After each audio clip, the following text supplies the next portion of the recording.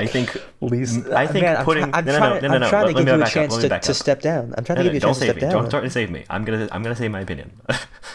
Okay, here's what I really think. Hello everyone. We watched Ted Lasso together, and now I'm not the kind of guy who watches many Western shows. So Um, yeah, I pitched that we should watch like a non-anime show because frankly I had watched Ted Lasso earlier in December and I wanted to watch it again. So we watched season 1. yeah, and I'd heard a lot about it. I think it's my brother's favorite show. I think, and so I went in expecting it to be, I had high expectations, and they were met. They were met pretty much. Um, Really? So what were your expectations? my expectations were that, uh,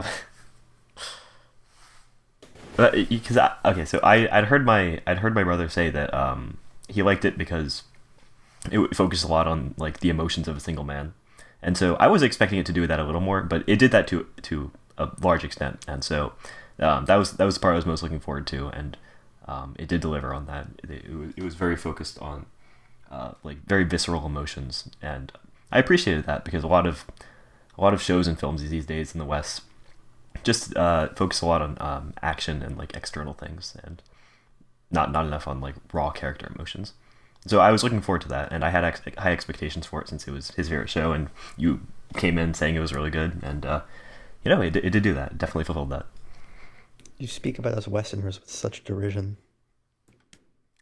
Yeah, well, that's Hollywood for you. It's not my fault. May I remind you, born and raised in New York City.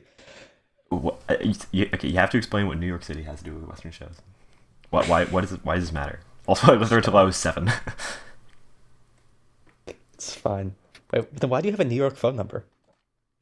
Because I went to get my phone, and the guy was like, "Do you want a New York phone number?" And I was like, "Sure." We were in Houston. He just gave it to me. Nice. Okay, so just I think just to sort of contextualize people who may not have seen the show or have seen it a long time ago, let's give a brief summary of Ted Lasso season 1. Spoiler alert. Well, you shouldn't be watching these if you're concerned about spoilers because we kind of dissect Don't the say things that we spoiler watch. alert. That's cringe. Everyone Yeah, knows what's exactly. spoiling. No, I already spoiled it exactly. anyway. Exactly. You're right. Anyway, Ted Lasso, if you haven't seen it in a while, is follows a southerner American optimistic happy-go-lucky guy named Ted Lasso, played by Jason Sudeikis of Saturday Night Live fame, who is brought on to be the manager of a Premier League football club in England called AFC Richmond. He is brought on under the guise of being sort of the fresh new blood that the club needs, but really it's because the new owner, Rebecca Welton, is trying to run the club into the ground because it was the pride and joy of her ex-husband, who she has now divorced and got custody of the club in said divorce. Ted is in over his head. He doesn't know anything about soccer. He's optimistic. He has sort of trouble winning people over, but through his sort of good heart, he sort of gets the locker room on his side, despite Rebecca's best efforts to turn the team against him. As the show goes on, we learn that Ted is in London in the first place because he is giving his wife space. He later divorces her at her request later in the show. We also learn that he sort of suffers from anxiety and or panic attacks. But despite this, he's sort of a happy, upstanding guy. And the show ends with AFC Richmond unfortunately being relegated. But Ted Lasso has sort of won the hearts and minds of the team and is starting to win the hearts and minds of the city, even with the disappointment that they face. And of course, it ends with Ted Lasso not being fired and being brought for another season, now in the Championship League, with the hopes of being promoted back to the Premier League in season 2. All right, so something I was really wondering when I was watching it is, in my head, the thing I was comparing Ted Lasso most to, as a reference, was Monogatari, because they both structure themselves around this idea that like the entire story is encapsulated in the characters themselves. Yes. And so that's just what I was comparing it to in my head. But obviously, There's no like genre dialogue between these two these two works, these two cultures that they were produced in. And so I was wondering while I was watching it, like what should this be compared to? Like what should this what is the context that this show should be understood in? Because it seems like a sitcom on the surface, but a sitcom kind of works by having one or two episode long gags to make a point that sort of chain together into these longer arcs. Whereas Ted Lasso, it sort of did the opposite. I felt like where it had long arcs that already existed and used these little gags to push the arc along instead of chaining the gags together as the arc itself. So I was wondering what you think we should think of it as, and what kind of context it exists in. No, I mean that's a good point. I mean, I think I'm pretty sure that Ted Lasso is listed as a sitcom like on Apple TV, like the it's sort of its title. I think honestly we could call it like a slice of life comedy drama. Yeah, it is kind of slice of lifey. Like, because I say slice of life in the sense that it is focused around like the totality of the character's life. Like, in most sports movies, everything is focused around the team. Like, I think about like a what's like a famous sports movie like Remember the Titans or something is or like We Are Marshall, bum ba dum bum bum bum bum, is focused on the team, and there are elements of the personal lives of the characters, but those are all in service of the final climax, which is the big game. Or if one even talk about like a sports comedy movie, like a movie like Happy Gilmore, the only reason why Adam Sandler's personal life exists in that movie is to further his motivations on the field. This is kind of slice of life in the sense that we learn about the characters' personal lives, and they don't even necessarily contribute to the product on the field. Sometimes they're like completely unrelated. Ted will make a point to not let personal stuff bleed into what he's doing with the team. So that's why I say slice of life, and then I say comedy drama because it's not a comedy in the sense that, like you say, the gags are 1 episode to 2 episode arcs. Like a Seinfeld thing where you have the setup and then it all comes together in this one punchline at the end. And we all laugh just because of the 30-minute buildup. It is a drama in the sense it has these long arcs, but it's a comedy in its tone and in its sort of construction. Things are constructed with a setup and a punchline. But those setup and punchlines, like you say, are sort of an iterative process that slowly moves these overarching things along. So slice of life comedy drama, that's what I say. Yeah, I mean, I don't watch any Western TV. I mean, I started watching anime a little over a year ago, and before that, I just watched nothing. So, I mean, I'm slowly introducing myself to the Western world, and he's not lying. He is not lying. He did not watch anything. Yeah, I actually did not watch anything. So, I mean, temporally speaking, I am actually very new to anime as well, although I've just seen a lot. But yeah, I don't know. That's why I was wondering, because I've never seen anything like it in the West, and I think it's very interesting. Man who has only watched Avatar: The Last Airbender watching Ted Lasso. I'm getting big Avatar: The Last Airbender vibes. I've seen a lot of sitcoms. Man who only watches Monogatari reviewing Ted Lasso. I'm getting big Monogatari vibes from this. I mean, I didn't get Monogatari vibes, but it's just the only thing I can think of to compare it to. So why? I'm curious about that. Like, why are you talking about Ted Lasso in relation to Monogatari? For people who've watched Monogatari, you'll recognize this idea that sort of the entire story revolves around the characters, not in the sense that it's just character driven, like all the things in the plot are due to a character, which I hear a lot. It's kind of a buzzword, honestly, with TV shows, that calling them character driven just because it's has like a first person perspective, or because a single character is driving a lot of the plot. Really, it's not just character driven. It's character-centric. The entire story is wrapped up in these characters, and the external plot pretty much just does not matter at all, or it is completely 100% in service of of the character arcs. And this happens in ReZero too, by the way. It's just that there are a lot more moving parts.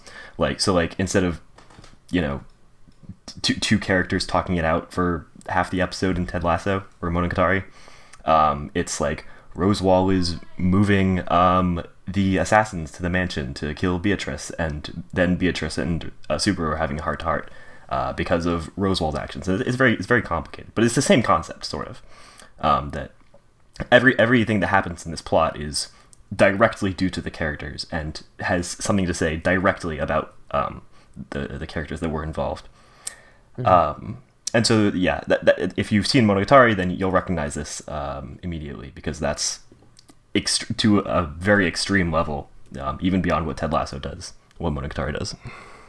So enlighten me, if you're saying that, you know, that the thing here is that the sort of relationship to the characters is what pushes the plot along. What's the opposite of that? Like what's a counterexample? Like carve that out for me, because that can really talk about a wide range of media. So what does that not look like? What's the alternative? Right. So I think there are two main alternatives. One of them is kind of rarer. It's what I would say is like sort of a theme-centric story. I guess if you're dealing with a lot of like religious themes or like political themes, you're gonna something like that. You're gonna have to take a step back from the individual characters, and you're gonna have to discuss the philosophy a lot more. I think a good example of this, Madoka Magica, although that's sort of between character and theme centric. Madoka Magica is very much about the philosophical themes that it's trying to discuss. As opposed to something like ReZero or Monogatari or Ted Lasso, which is about the characters themselves and their interpersonal relations. Oh yeah, I could very much call it a theme-centric story, because I mean I think sometimes it almost plays fast and loose with its characters. Right. You know, it's like everything is not in service of developing the characters. It's rather in service of developing the metaphors for the themes. I think a good hallmark of that is how they sort of wipe Madoka's memory, whereas in ReZero, Subaru retains his memory. So maybe you can say Subaru, like ReZero, maybe cares about its characters above its themes more in terms of driving the plot forward, because they sort of let Subaru be an iterative thing, whereas in Madoka Magica, you know, we have so many characters losing their memories, losing their minds, sort of losing their humanity, their characterization. So the themes there are taking the driving role. Right, exactly. That's exactly what I'm talking about. And then I think there's a third category of stories, which is actually, I think, most stories these days, at least the popular ones, which is sort of a plot-centric focus, where you'll have a lot of external plot drivers. You'll have a lot of actors outside that are not the main characters, that are creating conflicts for the main characters. All your antagonists will be distant. You won't have like as much of an internal struggle. You'll be mostly struggling against external forces, and you know, you can recognize this in like Marvel movies and most of Hollywood, most of shonen. I think it's very popular, and it's very interesting to me that it's very popular. I think we can talk about that separately when we get around to watching shonen. But yeah, I think there is this third category of stories that are mostly focused on the plot as opposed to the characters and themes. I'll have you know, we watched Spy X Family. We've seen a shonen. That is sort of a shonen. That's true. So honestly, just because so which one's Spy X Family? I would say it's somewhere between plot and character, on the side of character. Mm-hmm. I like this, that sort of theme, plot, character. But Ted Lasso is character-centric then. Yeah, Ted Lasso is definitely an example of something that's character-centric, as opposed to just character-driven. And to be honest, I this got cut from our original Madoka Magica episode because I didn't word it correctly, and it was very cringe. But I really believe this, which is that character and theme-driven shows are just almost always better than plot-driven shows. And plot-driven shows are more popular among like young people and the demographics that will shell out their money to watch them. But I think that like as pieces of art and you know, for more mature audiences, I think the theme and character-driven shows are are always going to be better. And every example we watched so far, we've only watched theme and character driven shows so far. When we get around to watching plot centric shows, I think we're gonna have the opinion that they're all lower in quality. It's just something I've noticed, and I've never seen a counterexample. Do you have a counterexample? I'm just bemused at beginning your sentence with I cut this out of the episode because it was cringe, but it is a cringe opinion. It's gonna rub 1/3 of people the wrong way, but like, come on. No, yes, and I think though what is important to say there is that we are what's the 3 version of a dichotomy, a trichotomy? I actually don't know. Sure. A trinity, maybe. Trinity. We are enforcing a trinity here for the purposes of making an argument. I think that most shows really are boundary spanners. Well, yeah, of course. It's not like 3 distinct categories. It's like 3 axes. Yeah, and so saying that a show dabbles in being more plot centric is not to say that show is automatically inferior and lowbrow. Actually, I'm not sure that's true. I'm not sure that's true. Yeah, I'm saying you're not saying that. No, I'm not sure it's true that it's not true. No, I think Please, putting I'm trying to give you a chance to step down. I'm trying to give you a chance to step down. Don't try to save me. I'm gonna say my opinion. Okay, here's what I really think. I think that putting the focus on the plot is what harms the story, because we as people are interested in what other people are doing. Like, that's why we gossip. That's why we're social animals. I think that, like, what are people fundamentally interested in? Like, on a very fundamental psychological level, they're interested in what other people are doing socially, so that like the reason is, like, you don't want to repeat the same social mistakes as other people, so you find watching other people be social interesting, particularly if they're doing something wrong or learning from their mistakes, because then you also learn by proxy. And so this is just like a fundamental human thing, and I think this carries over into the art we consume, such that all of the things that we're interested in art is stories about other people, and then from that, like springing from that, the themes that we are interested in are themes about those people. Like, you very rarely have a theme in a story that is not in some way connected to people and their interactions with other people. Like, there are tiny exceptions, like religion, which is about your relationship with God, which is also a social relationship. Like, there are very, very few exceptions to this in terms of the themes that you can have in a story.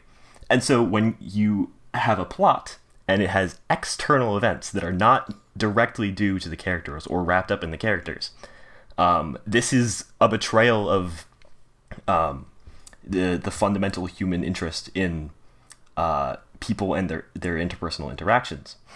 And so it's not necessarily bad to have external plot events, but what is bad is when you focus your entire story around how interesting those external plot events are, because they are fundamentally not as interesting as the characters are in your story. So, because this is a Ted Lasso episode. I know, we're talking about Ted Lasso. Ted Lasso has these very overarching, sort of not grand in scope, but grand in terms of the show's scope, in terms of how it will touch every character. So to let you finish fleshing out your sort of character versus plot versus theme thesis, when Ted Lasso's plots culminate, like, let's talk about like the events at the end of, I think it's episode 3, where it is revealed that Rebecca was the person who hired the paparazzi photographer to take those photos of Ted and Keely to make them look bad. Mm-hmm. In what way was, because that was a plot event, in what way was that sort of manifested by the characters and not by sort of an external plot? How is that not sort of a betrayal, as you say? How because I think that's an example of Ted Lasso being a character-driven story, and I think you would agree. I want to know how sort of those events, that plot culmination, supports Ted Lasso being a character-driven story, not a plot-driven story. If I wasn't clear, what I mean by plot, in the sense of the word plot-centric, is not that it's focused on plot events. It's that it's focused on external plot events that are not very directly due to characters and their actions. And so The reason it doesn't count as being plot centric is because the action that is actually being focused on is Rebecca doing the action. Like it's the fact that Rebecca did the action that makes this interesting. It's not the paparazzi man taking the picture. I think that this theory provides a very good explanation for why episodes 7 and 8 are the best episodes, and also why episodes 9 and 10 are kind of the worst episodes, in my opinion. It's because episodes 7 and 8 really focused a lot. It was really the turning point for the majority of the cast, and it was where all the romantic relations were breaking and settling. Then episodes 9 and 10 were a lot more focused on the football and on their larger arc as a football team, which is really kind of impersonal compared to what the rest of the show is doing. And I think this theory provides a very nice explanation, because it says that episodes 7 and 8 were very character-centric, and episodes 9 and 10 were very plot-centric. And oh, look, just by coincidence, episodes 9 and 10, I didn't like them as much, just by coincidence. And episodes 7 and 8, I liked more. Just to provide context, episode 7 is when the team goes to Liverpool on the sort of 1-year anniversary of Rebecca's divorce. Ted also has this sort of anxiety attack / breakdown, and there's a lot of romantic plots that culminate then. Rebecca sort of has a one-night stand, as does Ted. Roy and Keeley sort of have the first, physical interaction in their budding relationship, and then episode 8 sort of concerns the fallout of that. At the end of episode 7, Ted gets divorced. Episode 8 is sort of Ted dealing with that, and also Roy dealing with not being able to shake the images of Jamie, Keely's old boyfriend, who Roy absolutely hates, from his head. Mm-hmm. I disagree that episode 9 is one of the worst, though, because, as you know well, episode 9 is the episode where Rebecca comes clean and says that she's been trying to sabotage the club, and Ted forgives her. And that was a very good moment. That was a very good moment. Yeah. Now granted, you can say that the rest of it is bad. And I do think I can say that if you're a person who really likes the characters of Ted Lasso, I can understand why you dislike episode 10, because episode 10 is sort of the first time that the major antagonist is an external force. It is Manchester City. Mm-hmm. That's exactly, exactly. What I will say is that even though they're an external force, Manchester City's success comes from Jamie Tartt's game-winning goal. Jamie Tartt's game-winning goal, or it is true that Jamie Tartt is. How does he win the game? It is true that Jamie Tartt is one of the antagonists, but I think the broadly speaking, the antagonist that is being hyped up all the time, that's being talked about all the time, is Manchester City themselves, and Man City beats Richmond, but how do they win? How does Jamie beat Richmond? Yeah, he makes the extra pass, which is closing out his character arc. Yeah, so I would say that is a character-driven thing, because that is the culmination of his character arc. It is that moment. He has, yeah. So that's why I would say, even though you're right, Man City is an external force. It's going to happen in any sort of sports show, but they do a good job of it not being like Man City is just so much better, because they could do that. They could say, man, we're no match. They are no match from Man City. A middle-of-the-table Premier League team isn't going to beat Manchester City. I know this much, and I don't even follow European football. Call it soccer. European soccer. Yes, let's go. But the reason that they win isn't because of that. That could be a very easy cop-out. That's what most sports shows would do. They would say, oh, well, these are the champions. We can't be the champions. No, they are even. They win because Jamie Tartt completes his character arc. Ramen accidentally shout out Chris Smoove. Right. You're right. This moment is very. It brings us back to the characters for a moment, and it's a very nice moment. But what I'm saying is if you dislike episode 10 because you're wrong. No, it is just a moment, though. Like, the rest of the episode is very much about the external antagonist. Is it, though? Because the rest of the episode, they're tied. Yeah, they're not playing the game for the whole episode. And also, so what? The minute-to-minute moments aren't important to the plot. I mean, they're there to, as you know, as set pieces, as window dressing, because this is a soccer show. But the important moments of the plot are all character driven. There are no important moments of the plot that don't have anything to do with sort of characterization and strict focus Are on the the important characters. moments of the plot character centric, or are you remembering the character centric parts of the plot as important and downplaying in your mind the importance of plot centric plot points? I can't think of any plot centric plot points in episode 10, Well, all of the football game up to Jamie making the score. but nothing happens. Is my point. It's tied. It's what's it called? Jamie gets a goal off of his raw talent to show that, Jamie is still talented. He's got that talent.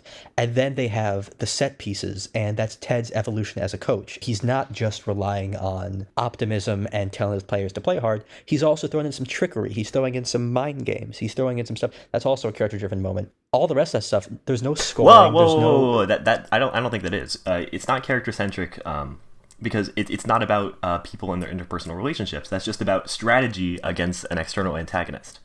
No, it is about a character relationship, and I'll tell you why.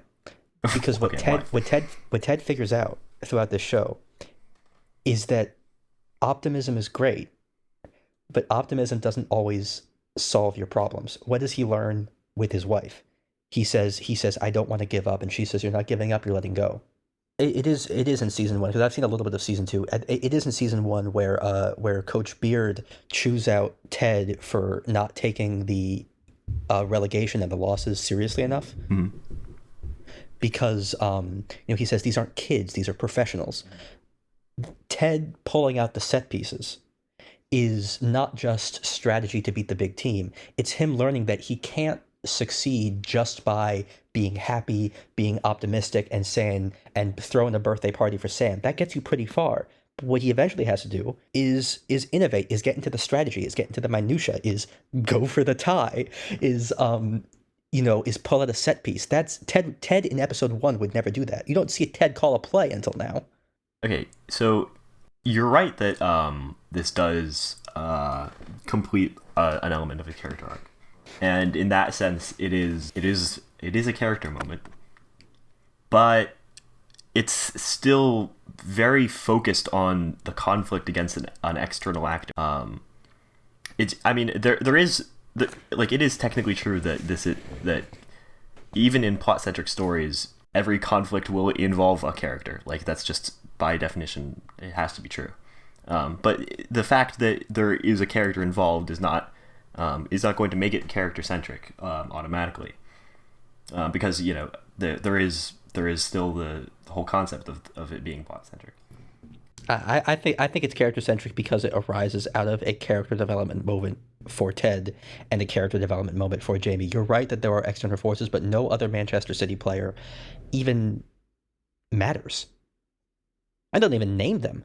They barely do anything. But that's exactly what I'm saying. It's very impersonal. They're not focusing on them at all, though. I'm saying, like, they don't even show up other than being on the pitch so that you know that this is a soccer show because it's like 11 on 11. They don't like a plot centric sports movie would have a scene where all of the Manchester City players are just beating the crap out of AFC Richmond. They're doing tricks. They're nutmegging them. They're I don't know, what do good soccer players look like? They're kicking it over their heads. They're scoring a million goals. Like a Monstars style thing from Space Jam, where they score Monstars style something from Space Jam. Yeah, where they score 1,000 points. Okay. That doesn't happen. There's no focus on the external element of Manchester City. It is just Jamie Tartt, who is... I don't really agree that there's no focus. I think the difference is where the focus is put. Like, it is true that there is a character moment element here, and it is also true that there is an external actor here. But the question is, where does the focus lie in determining which is the centric? And I mean, we can go back and watch it, but I just did not feel like it was the character centric in that moment. I did not feel the arc happening. Like, I wasn't in his head like I was for the rest of the series.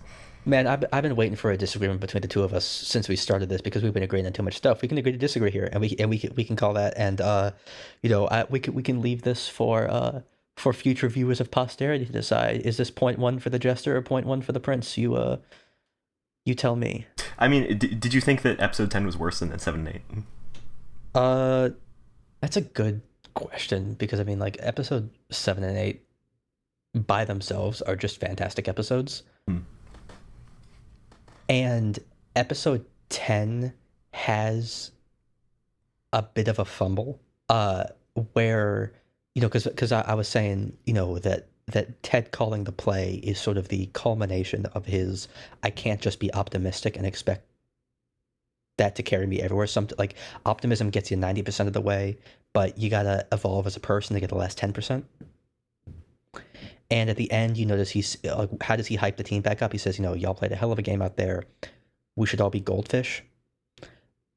I understand that it is probably meaningful that he says first be sad or angry, but he was a little bit cliched and just a little bit too happy-go-lucky in that final thing for me. I would have liked to see a little bit more evolution in his dialogue about how he addresses his team. You know what I'm getting at? I completely disagree with everything you're saying.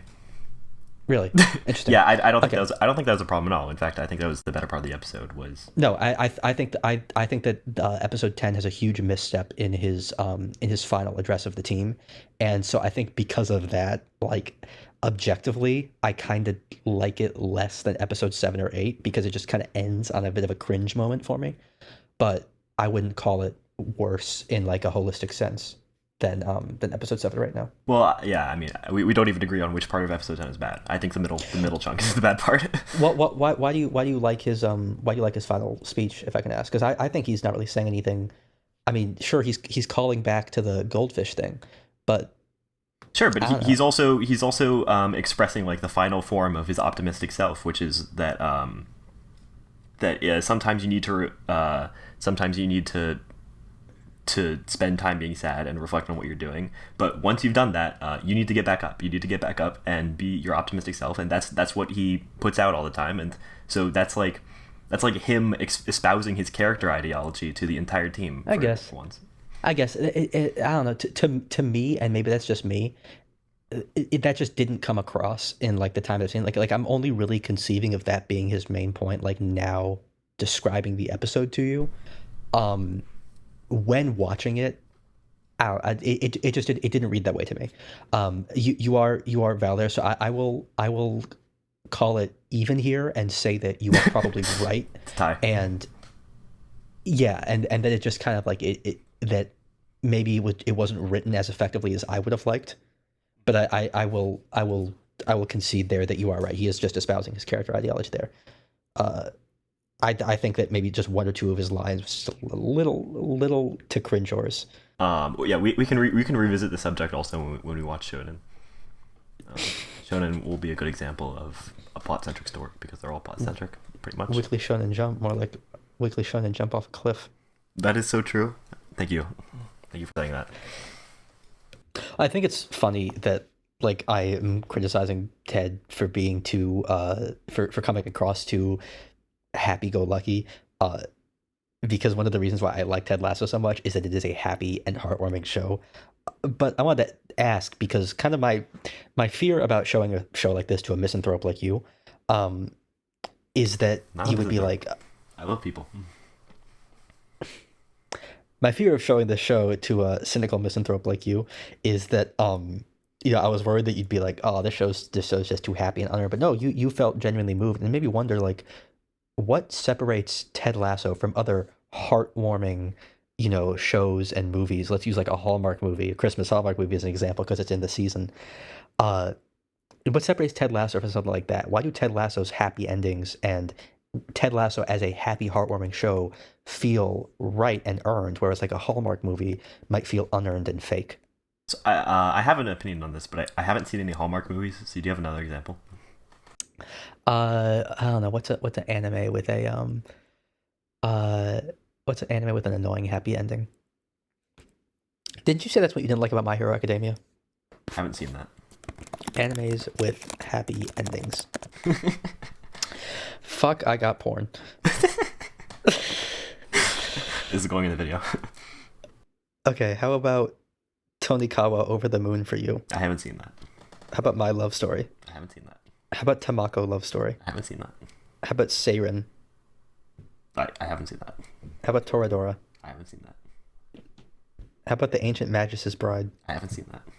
How about Seikano, How to Raise a Boring Girlfriend? I I haven't seen that. How about Tsuki ga Kirei? I haven't seen that. How about Just Because? I haven't seen that. How about Our Love Has Always Been 10 Centimeters Apart? I have not seen that. I mean, what turned you to the dark side? Like what's? So I guess my real question is, how do you think when writing a show that has a happy ending, you make the happy ending feel justified and earned? Well, that's a and much broader question maybe a better question is, what is another show that you feel had an earned happy ending, and sort of what are some of the similarities between it and Ted Lasso's earned happy endings? Well, okay. Well, we can just go with like ReZero then. Like season 1, like ReZero season 1 ended with Subaru saving Emilia. A lot of arcs closing out nicely. He defeated all the bad guys. And the reason that worked was because he struggled for 25 episodes to defeat like three people. And he went from no-wit isekai guy from Japan to an actually like decent person who listened to other people and paid attention to them and their concerns. And so the reason it felt earned is because he legitimately, I mean, there was also like a real, this really dramatic turn from being someone who deserved absolutely nothing to someone who actually deserved the result of the work that he put in. It felt very natural because he legitimately put in work and got out from that work, exactly what you'd expect, as opposed to the beginning where he deserved nothing and got nothing. And so it all felt very natural. Like at all times, the success Subaru had was directly proportional to. In Ted Lasso, you don't have this kind of dramatic juxtaposition of deserving nothing and deserving all the fruits of his labor like that. But what you do have the same idea of real characters getting success when they complete their arcs. They get success when like Roy Kent and Keeley, they started seeing like success and relationships thrive in their lives once they started making up with each other, once they started communicating with each other, stuff like that. When everything flows very naturally from the state of the characters, I think. Mm-hmm. I think that's one way to make it feel deserved. I kind of view it differently, because if you remember at the end of ReZero season 1, I said that I felt like Subaru's happy ending felt unearned. You did say that. You were wrong, but you did say that. I did later go on to recant my statement. Kind of. I didn't really recant it. However, okay. Well, we're giving honest opinions today, so. Yeah, in so go ahead. Our video about Arc 3, I admitted that part of the reason why I was so hard on Subaru was because I hate terminally online people and I only want to see them suffer. Uh-huh. But I said, I pride myself on my Lasso-esque ability to, respect all people, not be so harsh, and that maybe I should also extend that respect to terminally online people and thus Subaru. Okay. Least convoluted. No, I mean, so I did say that part of the reason is because I think that really what makes a happy ending work is, and I should clarify when you say happy ending, obviously Ted Lasso didn't really have his happy ending. He didn't even win. He lost. So when I say happy ending, I guess what I really mean is like wholesome. You mean the character-centric happy ending? Wholesome moments with finality. When I say happy ending, what I mean is a wholesome moment or a heartwarming moment with some sense of finality to it. You mean the character-centric moments? Sure. I will not use your devil words like character-centric and plot-centric. Even though you did say I want to develop a framework for us to analyze media, and then you developed that framework. It is a good framework. I think it will serve us nicely. I think that you will get mass downloaded. That is also true, but I'm okay with that. Algorithm, please. Algorithm. No, so I think some of it is sort of the realistic moments of wholesome finality. uh, why Ted Lasso works and feels genuinely heartwarming is because characters have small goals that they realize and they don't always get, what's perfect. A lesser show would make Roy come out of his shell through his relationship with his niece and completely reform as a person, stop swearing, or just be like a lovable little teddy bear. Now maybe Roy will become that at some point, and you see sort of some of this, but he's still the same person. He's still prickly because that's more realistic. You're not gonna like suddenly become a new person, right? Through your happy ending. You're still your same flawed self. Ted doesn't become a soccer genius one day. He is still out-coached, but it's heartwarming because he gets these little tiny friendships with his players, or because he gets Rebecca doesn't learn to completely get over her divorce. She's still very much hurt by it, but throughout the show, first she learns to kind of not hold on to it so much. No, sorry. First, she learns to not blame her ex-husband Rupert, for everything, and take some responsibility for her when she meets her friend in Liverpool, and then she sort of gets that forgiveness from Ted. You notice that she doesn't then become healed. She takes these small, realistic steps, and what takes me out of a happy show is when I sort of can't. I don't think that those resolutions are realistic because people don't work that way. People are complicated, people are messy, and people's happy endings don't fix everything. They just make their lives that little bit better, because that's what Ted Lasso is all about. It's about making your lives that little bit better through the incidental collisions that its characters are on. Yeah, within the characters, in terms of how much characters change, I agree that small steps, it feeds into just like general pacing of a show. These small steps, these small character steps are very important. Big changes in characters are very rare and need to be very, very well set up and earned. So I generally agree with you. Yeah. Mm-hmm.